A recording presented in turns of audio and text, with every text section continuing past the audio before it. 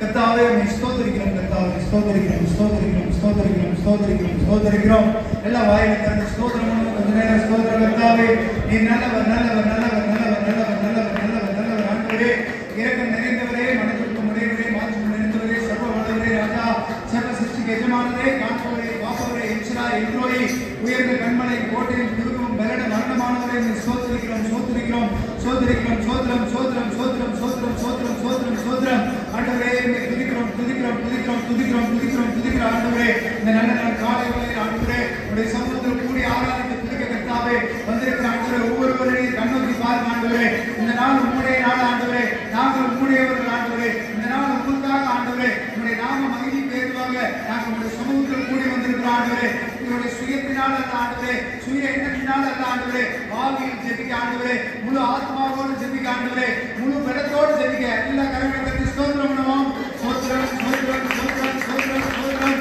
வல்லமை, வல்லமை, வல்லமை, வல்லமை, வல்லமை, வல்லமை, வல்லமை, வல்லமை. கடந்து வரட்டும் ஆண்டவரே, பிடிக்க ஓடட்டும் ஆண்டவரே, தேவை ஓடட்டும் ஆண்டவரே. எந்த புரிசுடைய கட்டிடம் இருந்தாலும் இந்த நாள் இந்த நேரம் இப்பொழுது வெளியே போகிற இயேசுவின் நாமத்தினாலே தடைகளை உடைக்கிறவர் முன் சொல்லினார். இந்த நாள் ஆண்டவரே எந்த தடைகளோடு வந்திருந்தாலும் சரி, எந்த பிரச்சனைகளோடு வந்திருந்தாலும் சரி, எந்த போராட்டங்களோடு வந்திருந்தாலும் இயேசுவின் நாமத்தினாலே உடைய வல்லமையான கரமாண்டவரே அவர்களை மறைத்து சொல்லுங்க ஆண்டவரே. நாங்கள் தடைகளை உடைத்தவர்கள் ஆண்டவரே, தேவ சமாதானம், அன்பு, தயவு ஆண்டவரே பரிபூர்ணமாய் ஒவ்வொருவரையும் இறங்கட்டும். பரிசுத்த ஆவியானவர் ஆரம்பம் முடிவரை பொறுப்படுத்திக் கொள்ளுங்க. தேவ கிருபை ஆண்டவரே ஒவ்வொருவரை சூழ்ந்து கொள்ளட்டும். முழுமையாக உடைய கரத்தில் அர்ப்பணிக்கிறோம். ஆசீர்வதிங்க, வழி நடத்துங்க. இயேசுவின் மூலம் ஜெபிக்கிறோம் நல்ல பிதாவே. ஆமென். அல்லேலூயா.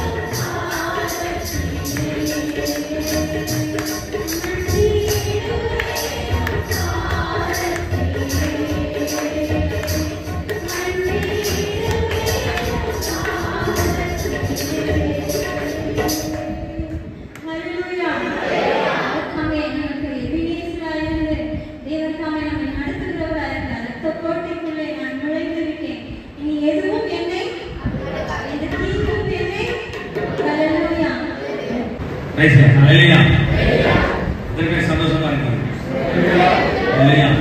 கர்த்தர் நம் நடுவிலே பயங்கரமான காரியங்களை செய்வார். தேவன் உங்களோட பேச வாங்கியுள்ள தேவன் இருக்கிறார். ஸோ சாட்சிகளை கேட்கும்போது ரொம்ப சந்தோஷமா இருக்கும் இல்லையா? இந்த மாதிரி ஒருத்தவங்க எழுந்து என்ன பண்ணக்கூடாது, சாட்சி வரிசையா 10 பேருக்கு சொல்லக்கூடாது. 10 பேர் இருந்து 10 பேருக்கு நீங்க என்ன பண்ணணும், சாட்சி சொல்லுங்க. இதெல்லாம் தேவன் எதிர்பார்க்கிறார். நான் ஒரு ஆளுக்காக ஜெபிச்சேன், கர்த்தர் 5 பேருக்கு சுகத்தை கொடுத்தாருன்னு சொல்லும் போது ரொம்ப சந்தோஷம்.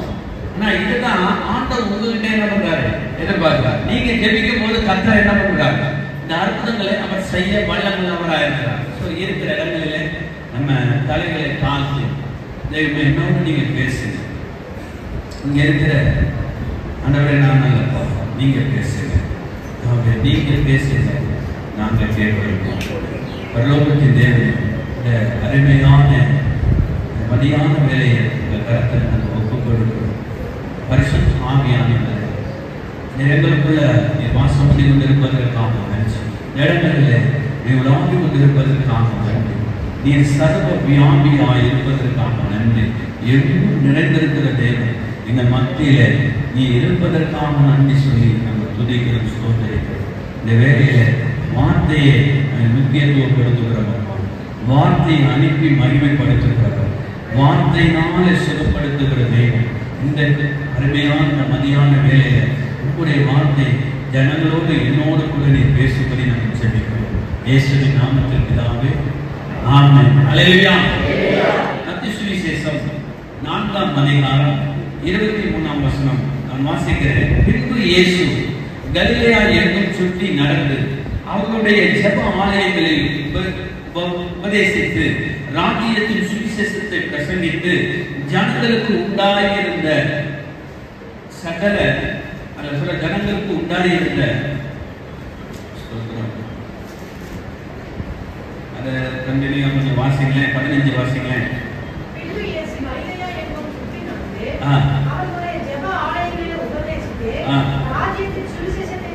பிரசங்கித்து ஜனங்களுக்கு உண்டாயிருந்த சகல வியாதிகளையும் சகல நோய்களையும் நீக்கி சுத்தமாக்கினார். அல்லேலூயா. எனக்கு ஆண்டவர் இந்த ஆலயத்துக்கு வரத குறித்து முன்பதாக எனக்கு ராஜவர்கள் தான் எனக்கு தெரியாது, யாரையும் எனக்கு தெரியாது. ஸோ அவங்க சொன்னாங்க, அப்பாட்ட நான் சொல்றேன், நாளைக்கு போய் ஆலயத்தில் பிரசங்கம் நானும் ஜெபம் பண்ணி போயிருந்தேன். ஆனா இந்த நாட்களில் என்னோட ஆவியாளர் பேசுகிற ஒரு காரியம், மற்றவர்களை எழுப்பும்படியாக தேவன் சொல்லுகிற ஒரு காரியம், மற்றவர்களை எழுப்பி ஊழியம் செய்யணும், சபை எழுப்பி ஊழியத்தை செய்யணும். இன்னைக்கு ஆவியானவர் அதுதான் அங்கலாய்த்து கொண்டிருக்கிறார். சபை எழுப்பி நீங்க போய் ஜெபிக்கும் போது அற்புதம் நடக்கும்போது அவங்க என்ன பண்ணிடுவாங்க, உங்களை ஃபாலோ பண்ணி வந்துடுவாங்க. இன்னைக்கு சபைக்குள்ள சபை மக்கள் ஊழியத்தை செய்ய தேவ ஆவியானவர் என்ன பண்ணுகிறார், எதிர்பார்க்கிறார்.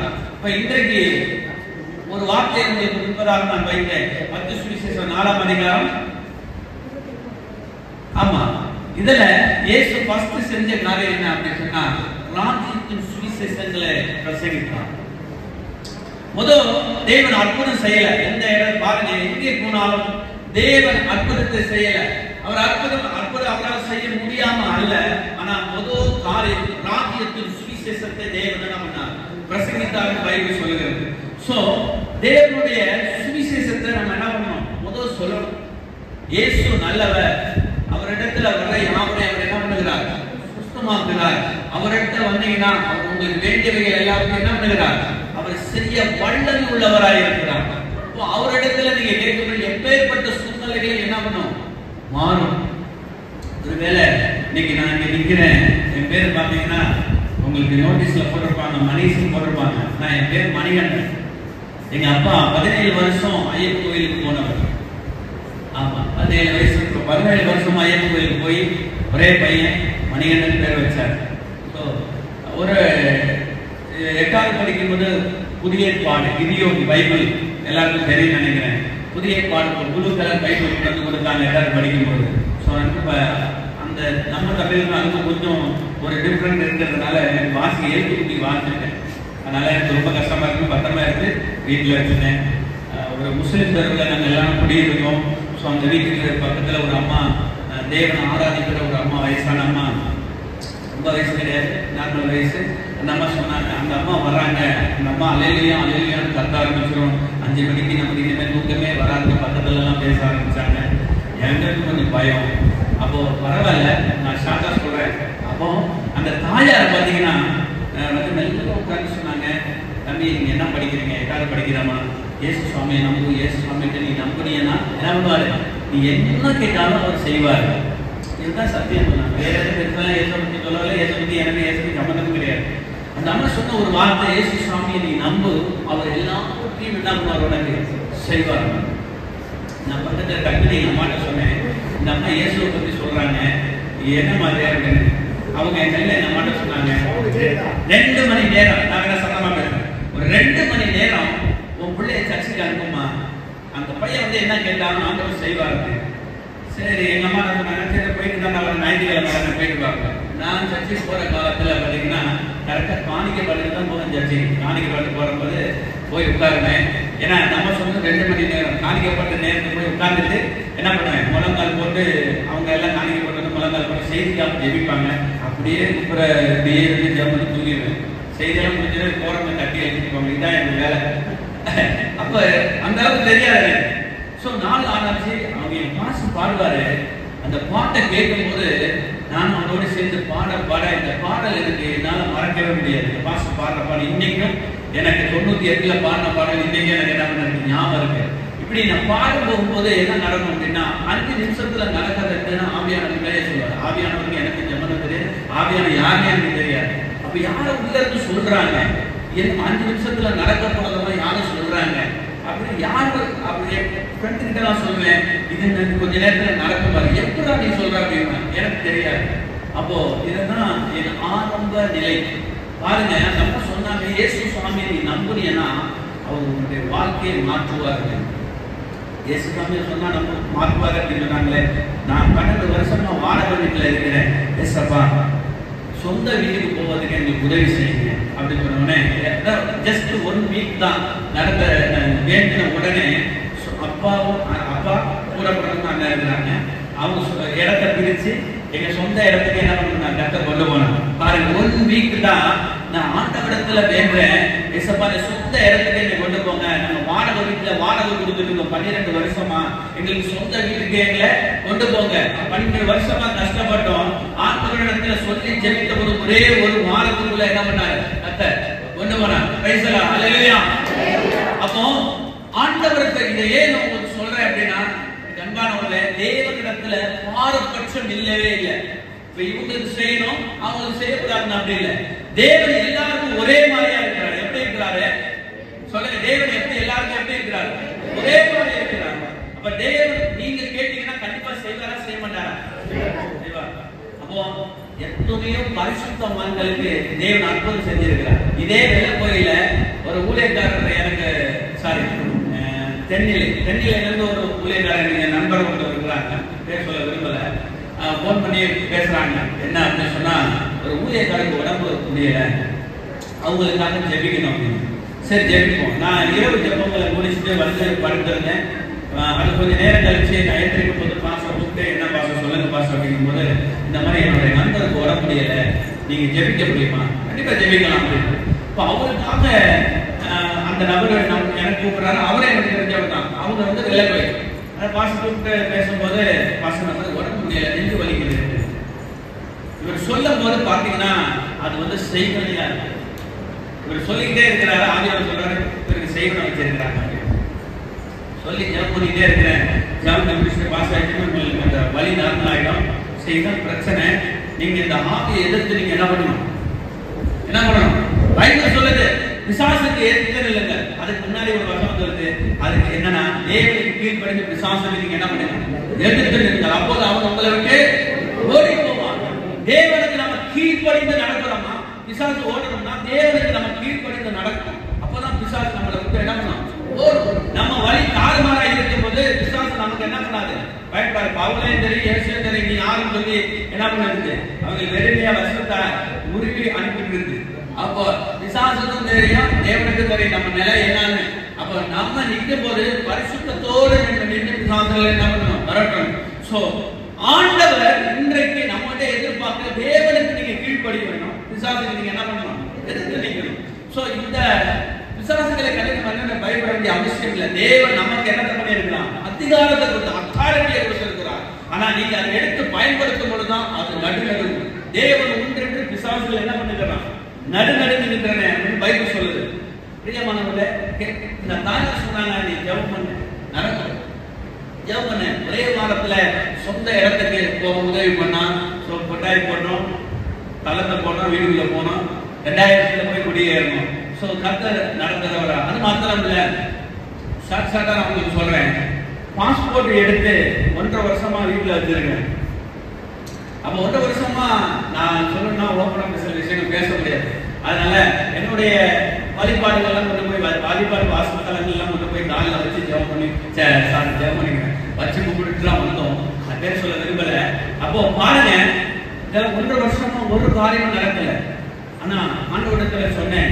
என் நண்பர் ஒருத்தர் சொல்றாரு, 1 லட்சம் ரூபாய்க்கு விசா வந்திருக்கு, 1 லட்சம் ரூபாய் பணம் கட்டி நீ வந்தேன்னு சொன்னா நீ வந்து உன்னுடைய படிப்புக்கு ஏற்ற வேலை இங்க இருக்கு அப்படின்னு சொல்றாங்க. அப்போ 1 லட்சம் ரூபாய். அப்போ எங்க அப்பா வந்து யாருமே என்ன பண்ண மாட்டாங்க. ஏன்னா பேக்ரவுண்ட் பெரிய பேக்ரவுண்ட் கிடையாது. சொந்த பந்தம் வந்து சொந்த பந்தத்துல இருந்தாலும் பணம் கொடுப்பாங்க. ஆனா சொந்தங்களே செய்யணும்னு நினைச்சா ஒருத்தவங்க 1 லட்சம் ரூபாய் தேவை சந்திக்கலாம். அன்னைக்கு போய் கேட்டதுக்கு யாருமே கொடுக்கல. தேவன் வரும்பொழுது சொந்தங்கள்ல போய் நம்ம நிற்கும் போது வெட்கப்பட்டு தான் போகும். நிறைய இடங்கள்ல நான் என்னுடைய சாந்தி நான் சொல்றேன். ஆனா ஆண்டவரிடத்துல ஜெபம் பண்ணேன். ஏசப்பா நான் கேட்ட இடத்துல எல்லாம் எல்லா ஜனங்களும் கைவிட்டாங்க. உமக்கு சித்தமானால் என்னை நீங்க கொண்டு போங்க, இல்லைன்னா பைபிள் காலேஜுக்கு கொண்டு போயிடுங்க அப்படின்னு மனவேதனையோடு ஆண்டவர்கிட்ட சொன்னேன். அப்போ ஒரு பாடல் வரை, நெருக்கத்திலே உண்மை அழைத்து நெருங்கி உதவி எனக்கு அழித்து திசை கிட்டும் அழைந்திடாம.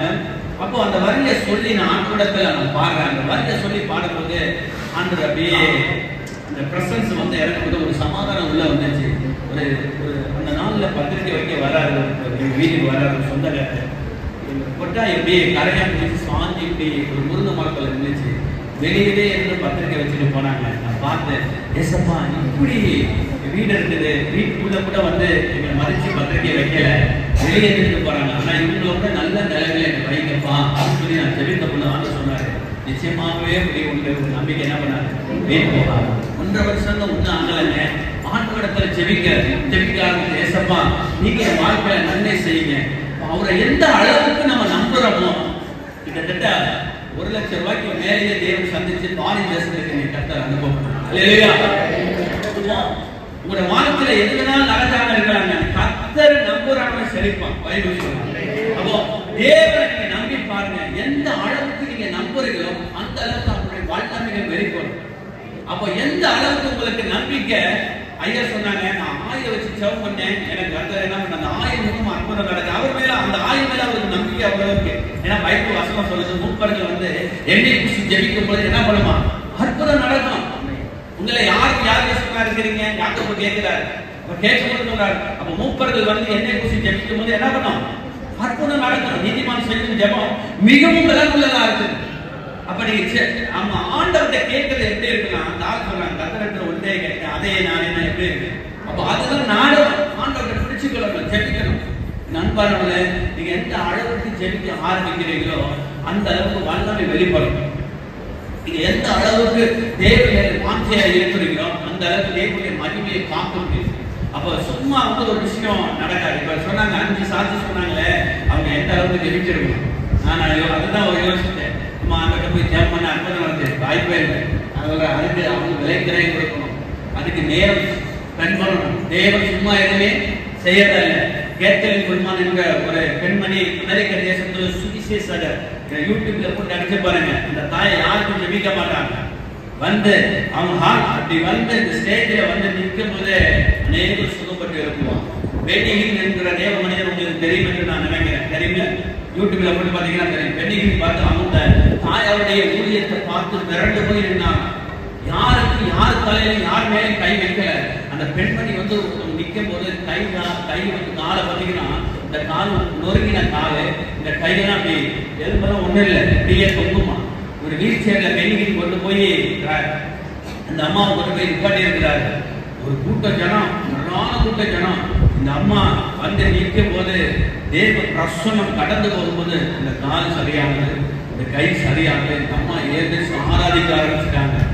வீல் சேர்ல வந்த அம்மா இவர் பார்த்துட்டு மிரண்டு போய் இன்னைக்கும் பெண்ணிகின் எழுதியிருக்கிறார், புஸ்தகம் எழுதியிருக்கிறார். அதுல பாத்தீங்கன்னா தெரியும். அப்போ தேவ பிரசன்னம் வரும் பொழுது ஆட்டோமேட்டிக்கா எப்பேற்பட்ட மனிதர்கள் என்ன எழுந்து நிற்க பண்ண முடியும். தேவனால அதை செய்ய முடியும். பாருங்க, 12 வருடம் பெரும்பாலான ஸ்திரீ மருத்துவராலே கைவிடப்பட்டார். அப்போ தன் ஆஸ்தி எல்லாத்தையும் செலவழித்த பின்பும் சற்றாகிலும் குணமாகாம அவ என்ன பண்ணா, ரொம்ப வேதனைப்பட்டார். மிகுந்த கஷ்டத்தோட இவருடைய வஸ்திரத்தை தொட்டால் நான் சுகமாவே அப்படி இவ மனசுக்குள்ள தீர்மானம் பண்ணி இயேசுடைய வஸ்திரத்தை போய் தொட்டார். இது எதுக்கு நான் சொல்றேன்னா விசுவாசம். அப்போ உங்களுக்குள்ள அந்த விசுவாசம் எழுப்பிடுச்சுன்னு சொன்னா தேவன் அற்புதம் செய்யறதுக்கு தடையே. யாவருக்கும் தேவன் எப்படி பண்றாங்க, சுகம் கொடுக்கிறவராக வசந்தம் வந்துருமா. இயேசு முதலாவது என்ன பண்ணாங்கன்னா உபதேசித்தார். தேவனுடைய ராஜ்யத்தை குறித்து என்ன பண்ணாங்க, உபதேசித்தார். பின்பு என்ன பண்றாரு, ஜனங்களுக்கு உண்டான சகல வியாதிகளை என்ன பண்ணாரு, சுகமாக்குறார். அப்போ முதல் தேவனுடைய வார்த்தைக்கு எந்த சபை முக்கியத்துவம் கொடுக்குதோ அந்த சபை மகிமையுள்ள சபையா இருக்கும். தேவனுடைய வார்த்தைக்கு எந்த சபை முக்கியத்துவம் கொடுக்குதோ அந்த சபையில எழுப்பதை பார்க்க முடியும். தேவன் வார்த்தைகளை தான் முதல் பேசினான். மனுஷன் 54 மாத்திரம்ல தேவனுடைய வாயிலிருந்து புறப்படுகிற ஒவ்வொரு வார்த்தையும் பிழைப்பான் என்று இயேசு சொன்னான். அது மாத்திரம் இல்ல, நிறைய பிசாசு வசனம் போட்டு பேசும்போது தேவன் வார்த்தையை பேசினான். மத்திய 4ஆம் அதிகாரம் 11ஆம் வசனம் சொல்லுது, அப்போது பிசாசானவர்கள் அவரை விட்டு போன பின்பு தேவதூதர்கள் என்ன பண்ணாங்க, ஊழியம் செய்தாங்க. எனக்கு அன்பானவர்களே, வார்த்தை ஜனங்கள் விடுதலையாக்கும். இந்த வார்த்தைக்கு உள்ள பவர் வந்து இப்ப என்னையை குறித்து இந்த சாட்சியை கைவிட்டீங்க, இந்த வார்த்தைக்கு உள்ள வல்லமை வேற லெவலா இருக்கும். புரியுதா? வார்த்தையுடைய வல்லமை எப்படி இருக்கும், பயங்கரமா இருக்கும். இதை நான் அனுபவிச்சிருக்கிறேன், அதனால நான் சொல்றேன்.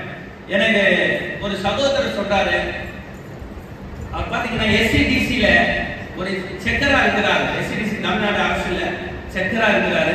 அவர் ஊருக்கு வந்து சீர்காழி. அந்த மனிதருக்காக நீங்க வந்து என்ன பண்ணணும், ஜெபிக்கணும் அப்படிங்கிறாங்க. என்ன பிரச்சனை அப்படின்னு கேட்டா அவருக்கு கேன்சர். 6 லட்சம் செலவு பண்ணி என்ன ஆகல, கேன்சர் சுகமாகலாம். இப்ப இந்த மனிதருக்கு நீங்க என்ன பண்ணணும், ஜெபிக்கணும். நான் இப்ப அந்த நாள்ல பாத்தீங்கன்னா இங்க அவர்களுக்கு ஒரு பாஸ்டருடைய அப்பா இறந்து போயிட்டாங்கன்னு சொல்லிட்டு அந்த துக்கத்துக்கு வந்து முடிச்சுட்டு மணப்பாறை போய் மணப்பாறையில திருச்சி வரும்போது பஸ் ஸ்டாண்ட்ல ரெடியா நிற்கிறார் அவருக்காக ஜெபிக்க. ஸோ ரொம்ப டயர்டு. அந்த மனிதரை பார்க்கும்போது ரொம்ப ஒல்லி வெளிஞ்சு போயிருக்கு. ஏன்னா கேன்சருடைய ஹீமர் தெரப்பி கொடுக்கும் போது ஆள் ரொம்ப மோசமா போயிடுவாங்க. ரொம்ப சோர்ந்து போய் அவர் நிற்கிறாங்க. கேட்டேன், ஐயா எப்படி இருக்கு? 6 லட்சம் செலவு பண்ணிருக்கேன், பெங்களூருக்கு அடிக்கடி போயிட்டு வந்துட்டு இருக்கிறேன், எனக்கு ரொம்ப கஷ்டமா இருக்கு, இதுக்கு மேல நான் செலவு பண்ண முடியல. சரி, ஒரே ஒரு வார்த்தை பைபிள் கொண்டு வந்திருந்தேன், பைபிளை கொடுத்து ஒரே ஒரு வசனத்தை மட்டும் தமிழ் வாசிப்பீங்களா? வாசிப்பேன். மத்திய சுவிசேஷம் 8ஆம் அதிகாரம் 17ஆம் வசனத்துல என்ன வசனம் இருக்கு எடுத்துக்காட்டு வாசிக்க சொல்லி நான் வாசிக்கிறேன். அவர் வாசித்தார். அவர் தாமே நம்முடைய பலவீனங்களை ஏற்றுக்கொண்டு நோய்களை சுமந்தார். திரும்ப வாசிக்கிறேன். அவர் தாமே நம்முடைய பலவீனங்களை ஏற்று நோய்களை நம்ம சுமந்தார். இந்த அவர் யார்? அப்படி கேட்டா இயேசு. இப்ப சொல்லுங்க, இயேசு தாமே நம்முடைய பலவீனங்களை ஏற்றுக்கொண்டு நோய்களை நம்ம சுமந்தார்.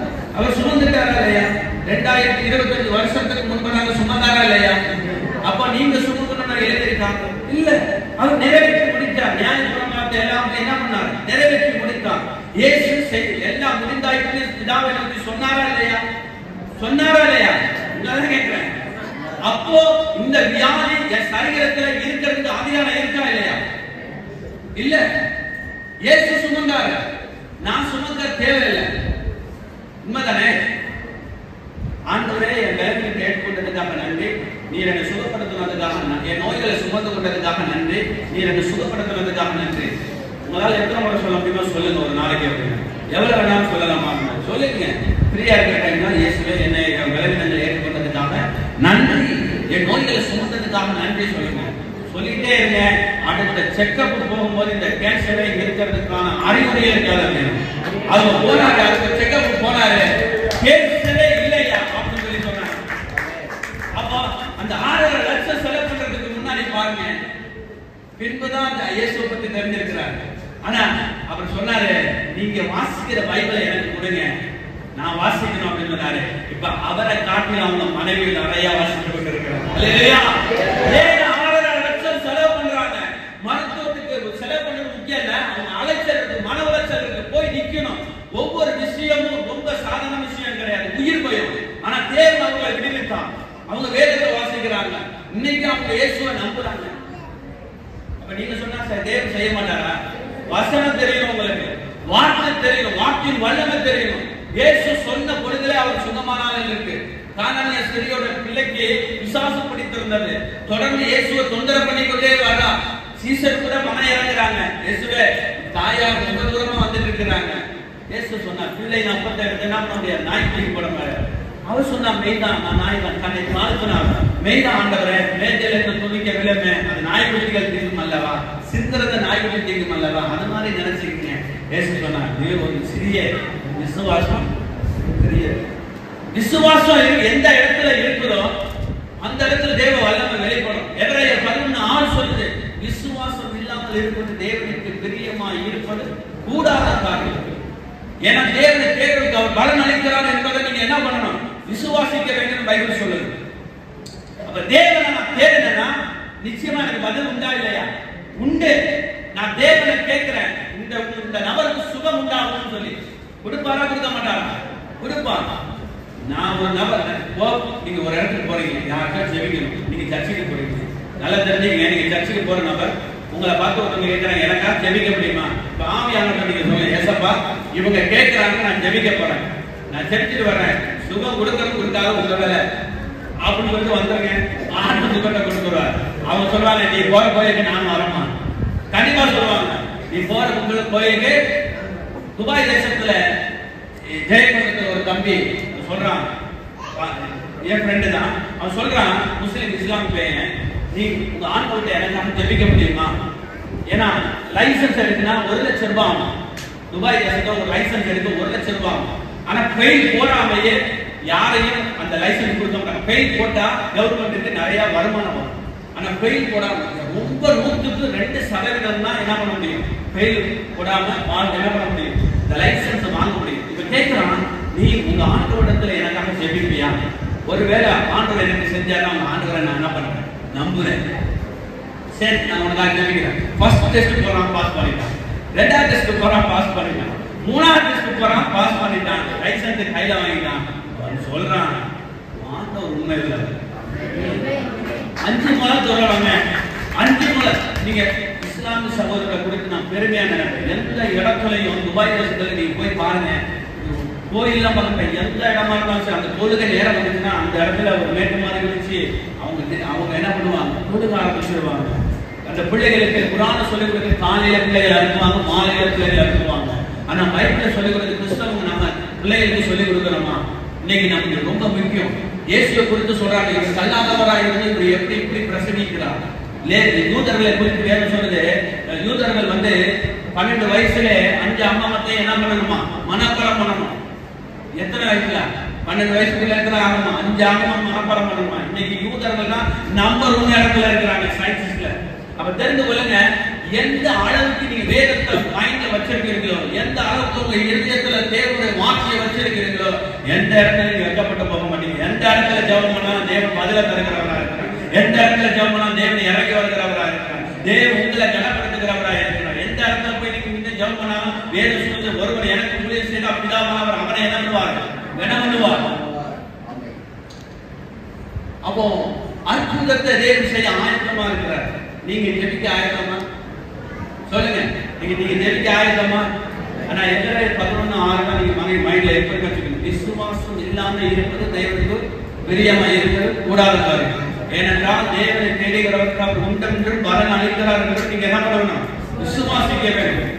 அப்போ நீங்க எந்த இடத்துல போய் ஜெபிக்கிறீங்களோ அற்புதம் ஆட்டோமேட்டிக்கா கர்த்தர் நடத்துவார். அற்புதம் என்ன பண்ணும்? நடக்கும்.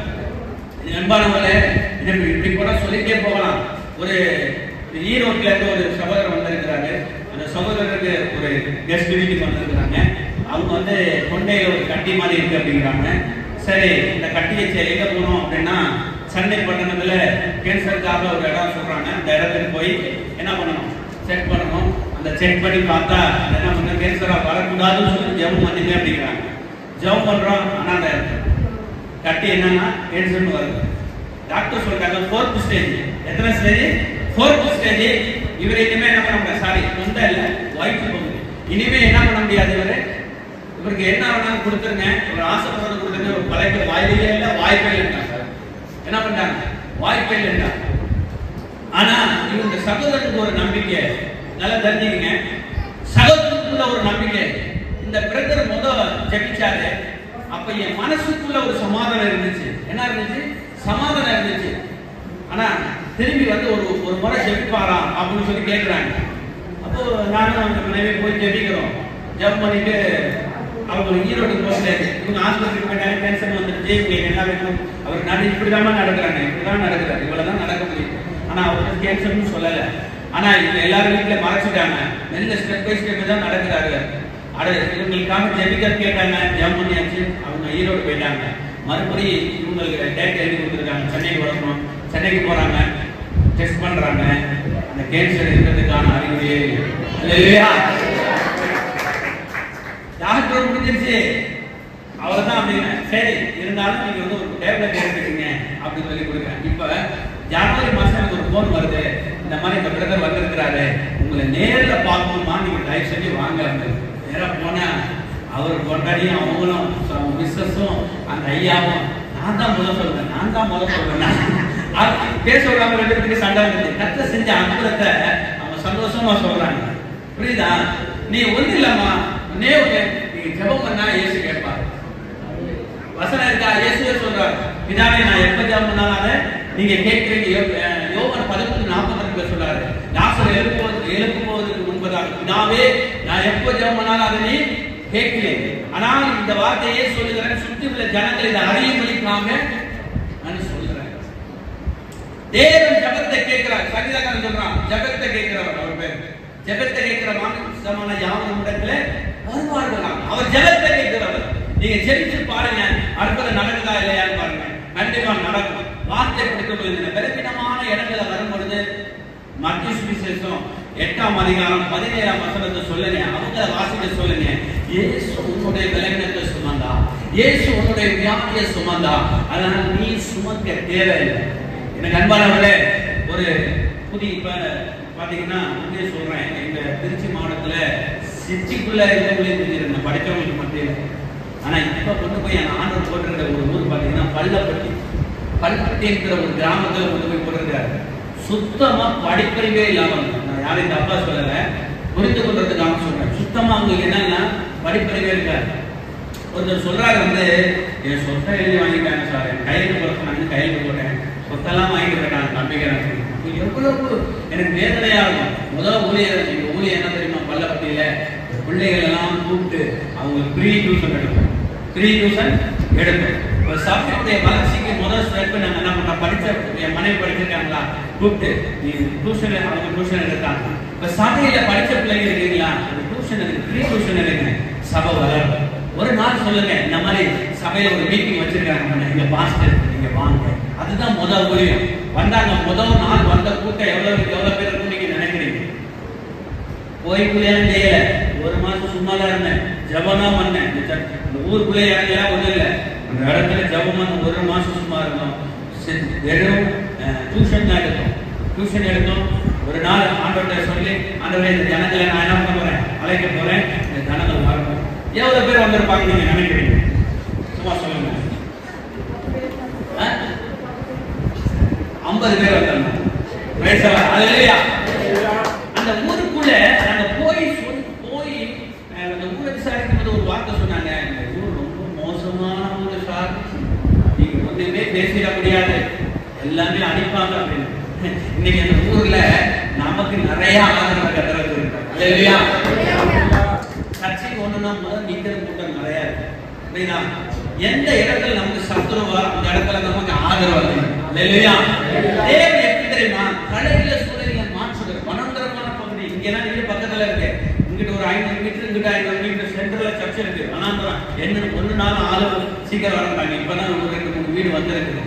தேவன் எந்த இடத்துல உங்களை நான்றாரோ அந்த இடத்துல நீங்க எப்படி இருப்பீங்க? நல்ல விருட்சகமா இருப்பீங்க. அல்லேலூயா. சூழ்நிலையை பார்க்க கூடாது, சந்தர்ப்பம்.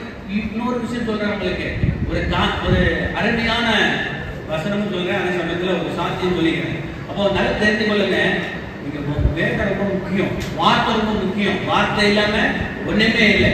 அதனால எப்பவுமே தெரிந்து கொள்ளுங்க, யாருக்கு ஜெபம் பண்ண போனாலும் ஒரு முதல் விஷயத்த சொல்றேன், தேவனோட சுவிசேஷத்தை தான் முதல் சொல்லணும்.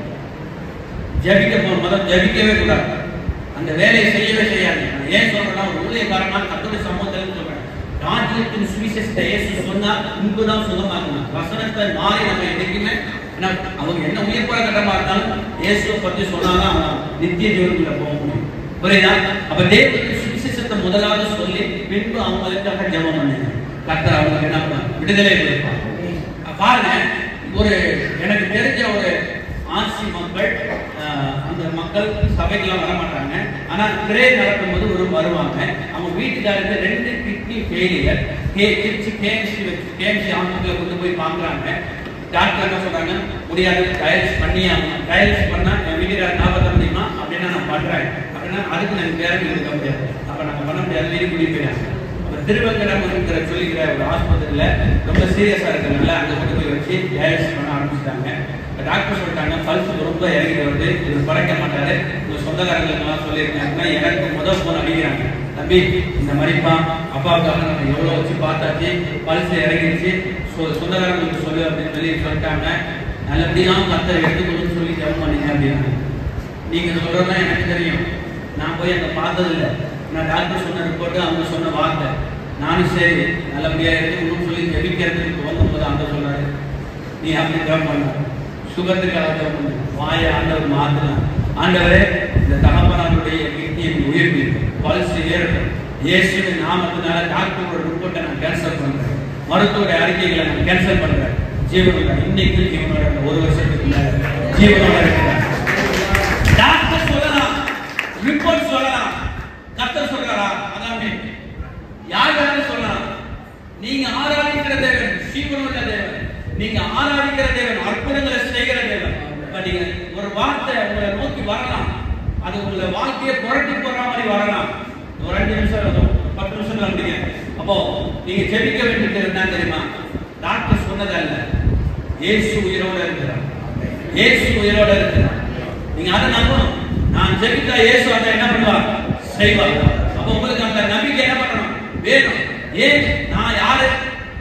யோவான் 1:12 சொல்லுது, அவருடைய நாமத்தில் விசுவாசம் உள்ளவர்களாக ஏற்றுக்கொண்டவர்கள் எத்தனை பேர்கள், அத்தனை பேர்கள் தங்களுடைய பிள்ளைகளாக அவருக்கு என்ன பண்ணிருக்கிறார், அதிகாரத்தை கொடுத்திருக்கிறார். நீங்க தேவனுடைய பிள்ளை இருக்கிற அதிகாரம் இருக்கு.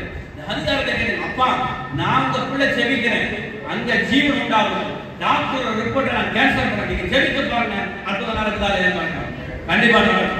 அன்பானவர்களே, சபைக்கு ரோட்ல மெயின் ரோட்ல வந்து ஒரு சகோதரி அழுது கொண்டு நிற்கிறாங்க, அழுது கொண்டு கண்ணீரோடு கண்ணீர் மல்க நிற்கிறாங்க. அப்போ மிஸ்ஸஸ பார்த்து சொல்றேன், அம்மா ஒரு சகோதரி நிக்கிறாங்க, என்னன்னு கூப்பிட்டு, அக்கா எனக்கு 10 வருஷம் கல்யாணம் ஆகி எனக்கு குழந்தை இல்ல, 5வது வருஷம் குழந்தை தரிச்சிச்சு, ஆனா அந்த பிள்ளைய தலை இல்ல, நீர் என்ன இருக்கு, நீர் கட்டி இருக்குன்னு சொன்னாங்க. அந்த நீர்க்கட்டினால அந்த பிள்ளை நான் அபாசம் பண்ண வேண்டிய சூழ்நிலையாச்சு. இப்ப 10 வருஷம் கழிச்சு குழந்தை தரிச்சிருக்கு. இந்த பிள்ளைக்கும் தலையில என்ன இருக்கு? நீர் கட்டி இருக்கு அப்படின்னு சொல்றாங்க. அபாசம் பண்ண சொல்றாங்க. வந்து அழுகுறாங்க. நீ ஏன் இந்த கட்சிக்கு வந்த? நான் ஒரே ஒரு கேள்வி. அவங்க ஒன்றும் சொல்ல முடியாது. ஏன் இந்த கட்சிக்கு வந்தீங்க? ஏன் நீங்க அழுகுறீங்க? இல்ல, இந்த ரிப்போர்ட் எனக்கு படிக்க தெரியாது. இந்த எல்லைக்குள்ள நீ காலை எடுத்து வச்ச போது உன் ஆளுகை நிறுத்திடுமா? உன்னை கர்த்தர் பார்ப்பார். உன் கண்ணீரை கர்த்தர் தொடப்பார். உனக்கு எந்த டாக்டர் சொன்னாங்களா அந்த டாக்டர் சொல்லுவாங்க அந்த கட்டி இல்லைன்னு சொல்லுவாங்க. எந்த டாக்டர் உன்னை அபாசம் பண்ணணும்னு சொன்னாங்களா நீ அபாசம் பண்ண வேணாம் அதே டாக்டர் சொல்லுவாங்க. எந்த பிள்ளை நீ பெற்ற முடியாது நினைக்கிறியா அதே பிள்ளை நீ சுகப்பிரசவத்தோட பெற்றெடுப்ப அப்படின்னு சொல்லி அதே மாதிரி பாருங்க. அந்த ஸ்கேனுக்கு போறாங்க, ஒண்ணுமே இல்லை, குழந்தை நல்லா இருக்கு, கட்டி முடிக்கிறதுக்கான அறிகுறியே இல்லை, ஒண்ணே இல்லை. காரணம் நீங்க கர்த்தரை நம்பி சொல்ற வார்த்தை கர்த்தர் கனப்படுத்துவான். ஏன்னா அவர் சொல்றாரு, அவர் வாயினால சொல்றதை கரங்களால நிறைவேற்றுகிறது. அவர் பொய் உரையான தேவன். உங்களை எந்த இடத்துல தனி உரைய விட மாட்டான். நீங்க ஒருத்தவங்களுக்கு ஜெபம் இந்த பிரதர் ஜெபம் பண்ணாதான் அற்புதம் நடக்கும் அப்படி இல்ல. நீங்க ஜெபம் பண்ணாலும் கர்த்தர் நடக்க அற்புதத்தை செய்வார். ஆனா அற்புதம் முக்கியம் இல்ல, நான் சொல்றேன்னா அந்த ஆத்மா முக்கியம். புரியுதா? சுவிசேஷத்தை சொல்லி அந்த ஆத்மா கொண்டு வரணும். அற்புதத்தை கர்த்தர் செய்வார். அற்புதம் நீங்களும் நானும் செய்யறது இல்ல. டாக்டர் எந்த டாக்டரும் யாருக்கும் சுகத்தை கொடுக்கறது இல்ல. டாக்டர் 5 வருஷம் படிக்கிறாங்க, 4 வருஷம் டாக்டர் படிப்பு, 5ஆவது வருஷம் பிஜி படிக்கிறாங்க. அப்போ அவங்க அப்பதான் டாக்டர். அப்ப டாக்டர் சுகம் கொடுக்குறாங்களா? இல்ல, அவங்க கொடுக்குற மருந்து மாத்திரம். நம்ம படிச்சிருக்கிறோம், அறிவு இருக்கு, 4 பேர் பேசுவோம். ஆனா அற்புதம் செய்கிறவர் கர்த்தர் என்பதை மறந்துடக்கூடாது. கர்த்தரை தான் நம்ம மையப்படுத்தணும். நான் என்கிற வார்த்தை சபைக்குள்ள எங்கேயுமே வரவே கூடாது. எப்பவுமே தெளிவா இருக்கு. கர்த்தர் பாருங்க, இந்த கையில ஒண்ணுமே இல்லை. எப்ப யாருக்கு ஜெபம் பண்ணாலும் ஒரே வார்த்தை சொல்லுவேன், நான் டாக்டர் இல்ல, நான் சாதாரண மனுஷன், உங்களுக்காக நான் ஜெபிக்கலாம். கர்த்தர் தான் அற்புதம் செய்வார். கர்த்தரை நம்பினா அற்புதத்தை பண்ணுங்க. எத்தனையோ பேர் அற்புதம் பண்ணிருக்கிறாங்க. அல்லேலூயா. நிறைய பேர் வாய்ப்பே இல்லாத காரியங்கள் நடந்திருக்கு. மருத்துவ சொன்ன ரிப்போர்ட் எல்லாம் ஆச்சரியமா கர்த்தர் மாற்றி இருக்கிறார். அப்ப நீங்க தெரிந்து விஷயம் முதல்ல தேவ ராஜ்யத்தை சொல்லுங்க. நம்ம வாசிப்பது போல ராஜ்யத்தின் சுவிசேஷத்தை சொல்லி ஜனங்களுக்கு ஜெபாலயங்களை ராஜ்யத்தின் சுவிசேஷத்தை சொல்லி அவர் என்ன பண்றாரு? ஜனங்களுக்கு உண்டாகி அந்த சகல வியாதிகளை அவர் என்ன பண்றாரு? அதே மாதிரி நீங்க அவரை நம்பும் போது கர்த்தர் அந்த சுகத்தை தருகிறவராக புரியுங்களா? ஒரே வசனத்தை வாசிக்கலாமா? சோதரம் யார் கிராமத்தின் புஸ்தகம் 15ஆம் அதிகாரம் 26ஆம் வசனம். ஒரே ஒரு வசனம்.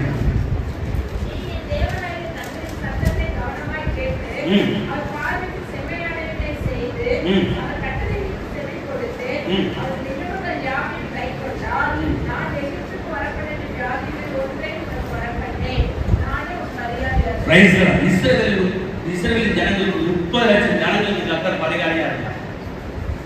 தேவனுடைய கற்பனைகளை கைப்பற்றினா எகிப்துக்கு வரப்பண்ணின ஒரு வியாதியை நாம் உங்களுக்கு என்ன பண்ணணும்? வரப்பண்ணின தேவனுடைய வாக்கு சொல்லுவோம். அவர் அப்பத்தை தண்ணீரை ஆசிரியத்து உன்னிலிருந்து வியாதி வளர்க்கிறார். சங்கீதம் 99 சொல்லப்படும். கொல்லா போனக்கு நேரிட்டார், வாக்கு கூறார்த்தை அணுகிறார். இயேசு நிறைய வசனம் சுகம் அளிக்கிற வசனங்களுக்கு நிறைய காட்டியிருக்கு. நீங்க நம்புனீங்கன்னா சுகத்தை பெறுவீங்க. எப்பேற்பட்ட காரியத்தை கர்த்தர் செய்வார். இருக்கிற இடத்துல எழுந்திருக்கலாமா? தேவன் அற்புதங்களை செய்வார். சோ இந்த இடத்துல நீங்க இருக்கிற இடத்துல இயேசுவே என்னை கொடும், இந்த பலவீனத்துல இருந்து எனக்கு ஒரு விடுதலை தான், சரீர வியாதியில இருந்து எனக்கு ஒரு விடுதலை தான். ஆண்டவரே இப்பொழுதே என்னை கொடும். ஆவியான உங்க நடுவில் நான் இருக்கிறேன். மேலும் சொல்லுகிறேன், அவரை எங்கே 2 பேர் 3 பேரை நாமத்தினால ஒன்று கூடி இருக்கிறேனோ உங்க நடுவில் நான் இருக்கிறேன் என்று சொன்னாங்க. இந்த நேரத்தில் இயேசுவே எனக்கு இறங்கும் என்று சொல்லுங்க. இயேசுவே இந்த நேரம் ஜெப நேரம், இது உங்களுடைய சுகம் அளிக்கிற நேரம், தேவன் உங்களுக்கு சுகம் கொடுக்கிற நேரம். இருக்கிற இடங்களை கண்களை மூடி ஆண்டவரே என்னை கொடுங்க, என்னை இடுப்பு வலியே எங்கெங்க உங்களுக்கு வலி வேதனைகள் இருந்ததோ அந்த பகுதியில் உங்க கரங்களை வைத்துக் கொள்ளுங்க. இயேசுவே எனக்கு அற்புதம் செய்ய நினைக்கிற நாங்கள் இல்லமா, கர்த்தருடைய ஆவியானவர் உங்களுக்கு சுகத்தை கொடுக்கிறார். வேதம் சொல்லுங்க, கர்த்தரே ஆவியானவர், கர்த்தருடைய ஆவி எங்கேயோ அங்கே விடுதலை உண்டு. ஆவியானவர் உங்க நடுவில் இருக்கிறபடினால அவர் உங்களை விடுதலை விடுவிக்க விரும்புகிறார்.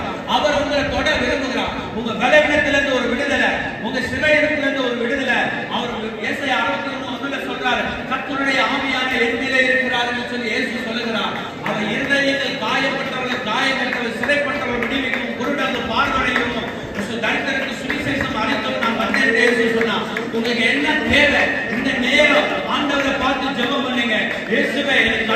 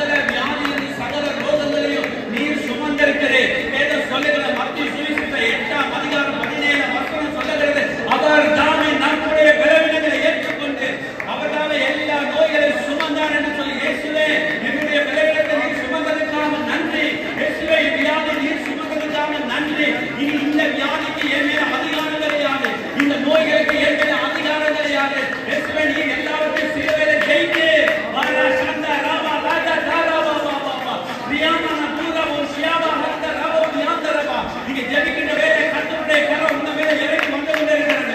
ரீமா ஹந்த ரபோ சியாமா நகரலவா ரிஸ்ரிகபெல் யாந்துரபோ யாந்தா ராகதாரவா ராகதாரவா ஓ ரவா ஷமலதரவா ரவரகதரவா யாமா சியாமா நகரலவா ரீகமோ யாந்தரவா வானம் திறக்கப்பட்டது. பரிசுத்த ஆவியானவர் மேலே இறங்கி வந்து கொண்டிருக்கிறார். ரிஸ்ரிகபா நாதுரகதரவா ரீகமா அக்கினி போன்ற கரங்கள் மேலே இறங்கி வந்து கொண்டிருக்கிறது. உன் பலவீனத்திலிருந்து நீ விடுவிக்கப்பட்டாய். ரிஸ்ரிகபா யாந்தரவா ரிஸ்ரிகபகதரவா ஷமலதரவா சந்தரவா யாந்தரவா ரிஸ்ரிபியாந்த தூரவா யாந்தரவா இசகதரவா இசாசு மூலமா வந்த சகல வியாதிகளை இயேசுவின் நாமத்தில் பிடுங்கி எறிகிறேன்.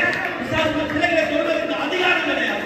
சிறைகள் முதல் மாறட்டும். கடனில் சிறையிட்டு இயேசுவின் நாமத்தில் மாறுவதாக வாசல் திறக்கப்படுவதாக ரீபா சந்த ரவா நகதரவா யாந்தரவா ரிஸ்ரிபியாந்த தூரவா அந்நிய பாஷை பெற்ற பிள்ளைங்க அந்நிய பாஷை பேசி ஜெபம் பண்ணுங்க.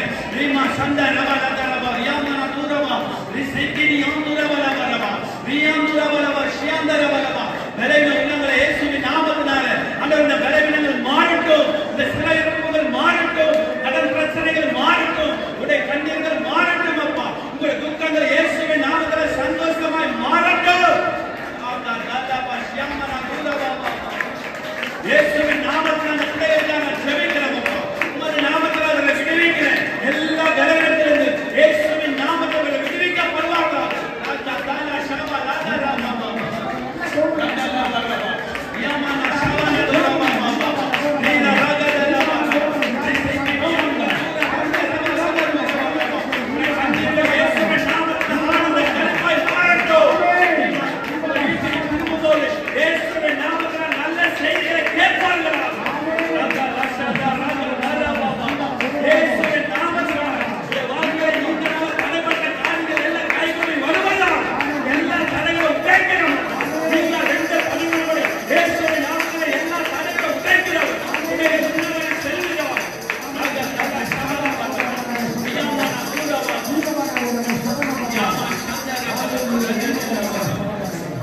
அருமையான இந்த பகற்காலைக்காக பரிசுத்த உபவாச கூட்டத்துக்காக நாங்கள் நன்றி செலுத்துகிறோம். அருமையான தேவதேசத்தை கொண்டு கட்டாவே அற்புதங்கள் குறித்து ஆண்டவரே நீங்கள் செஞ்ச அற்புதத்தை குறித்து சாட்சி சொல்லி ஜனங்கள் வீட்டில் ஒரு விசுவாசத்தை உண்டு பண்ணி கர்த்தர் நல்ல வசனத்தை அனுப்பி குணமாக்கி கர்த்தர் நாங்கள் சூத்திரம் ஆண்ட வார்த்தை அது ஆவிக்குள்ள ஆத்மாவின் சரீரத்துக்குள்ள போனதுனால ஆவி பரிசுத்தாவிசால ஆத்மா கிறிஸ்துவின் சரீரம் பிதாவின் ரூபத்தில் மாறுவதற்கான ஒரு நல்ல ஒரு ஆவிக்குரிய செய்திகள் நீங்கள் தந்தைகப்பா ஒரு ஆவிக்குரிய மண்ணா அது நல்லா பச்சை மரத்தில் ஆணியில் படிப்பது போல சரீரத்தில் ஆவியாக சரீரத்துக்குள்ள ராத்திரி கேட்கிற மாத்திரம் இல்லை அது கண்களில் பாட்டு வசனத்தை காதில் கண்களை படித்து காதில் கேட்டு அது இருதயத்தில் கொண்டு போய் வைத்து அதை பத்திரப்படுத்தி அதன் முகாந்தம் ஐயா ஆண்டவர் பேசுகிற வார்த்தை கொண்டு சுவிசேஷத்தை அறிவிக்க ஆத்மாக்களை ஆதாயப்படுத்த இவள் போகிற இடத்தெல்லாம் ஜெபம் பண்ணி கட்டணம் அற்புதங்கள் நடக்க அந்த வார்த்தை எடுக்க முடியாது ஜெபிக்கிறோம். ஜெபத்தை கொண்டு போனவங்கெல்லாம் அதை பூசி கட்டாவி சோத்திரமையா அவங்க ஜெபிக்க முடியாத அற்புதம் நடந்திருக்கிறது. அதுக்காக சாட்சி அவங்க ஆசீர்வதித்து தொடர்ந்து நன்மை செய்யுங்க. அடுத்த மாதம் கூட்டத்துக்கு அனைவரும் வந்து வர உதவி செய்யுங்க. தொடர்ந்து குடும்பங்கள் பிள்ளைகள் பேரங்கள் எல்லாத்தையும் பாதுகாப்பு எல்லாம் ஜெபிப்போமா? ஹalleluya hallelujah hallelujah hallelujah hallelujah நன்றி ஆண்டவரே நன்றி ஆண்டவரே நன்றி ஆண்டவரே நன்றி ஆண்டவரே நன்றி ஆண்டவரே ஸ்தோத்திரம். விண்ணக காற்றே நீ என்னை நோக்கி வீசிடும் புறாவை போல என்று வந்த மண்டேன். விண்ணக காற்றே நீ என்னை நோக்கி வீசிடும் கரங்களை தட்டியா கரங்களை தட்டி விண்ணக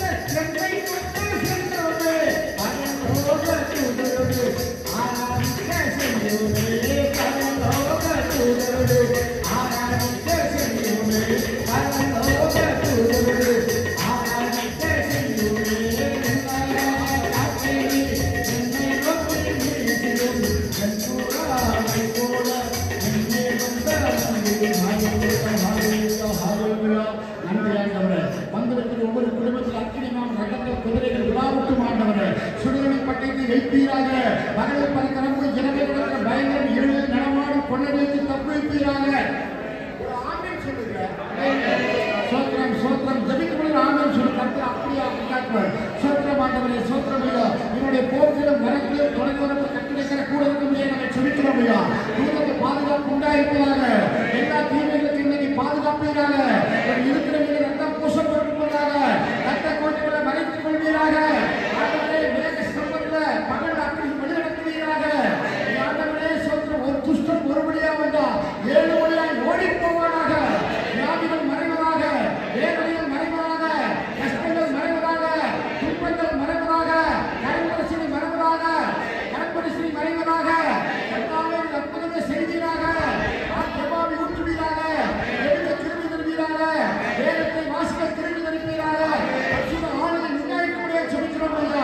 ஆண்டவரே, நீங்கள் சமணவரவ சமணவரவ சந்தனவா அப்புரிமிய சங்கரம் கவியவர முடியவர படைக்கப்பட்ட காணிக்கை ஆசீர்வதிக்கிறார்கள். இயேசுவின் நாமத்தில் இருக்கிறார்கள்.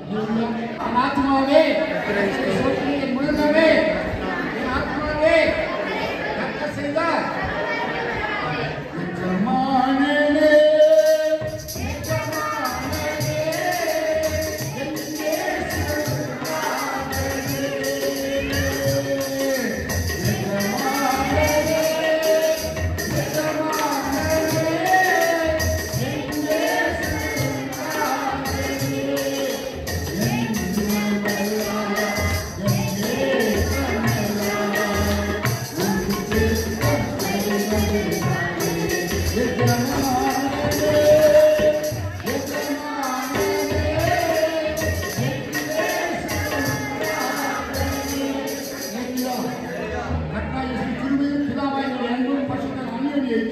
நம்ம அனைவரோடு கூட அక్కడ பரிசுத்தவான்களோடு இருப்பதாக சகல பரிசுத்தவான். அல்லேலூயா.